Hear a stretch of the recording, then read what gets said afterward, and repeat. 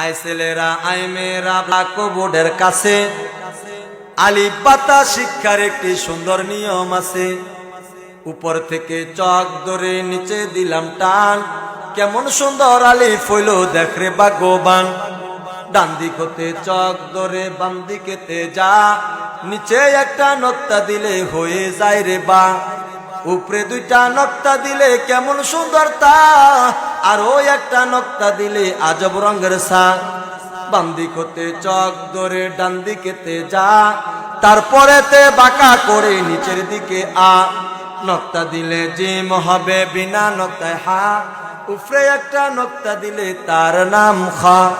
ডান হাত কানি বাঁকা করলে যেমন রূপ হয়, ওই রূপেরই বাঁকা রেখায় দাল বন্ধু হয়। জাল বানাইতে মনে চায় চক হাতে নাও, শুধুমাত্র নক্তা একটি উপরে বসায় দাও। উপর থেকে নিচের দিকে একটু বাঁকায় উপরে একটা নক্তা দিলে হয়ে যায় রে যা। তিনটি দন্ত পেটটি নিচে গোল করিলে সিন, উপরে তিনটা নক্তা দিলে তার নাম সিন।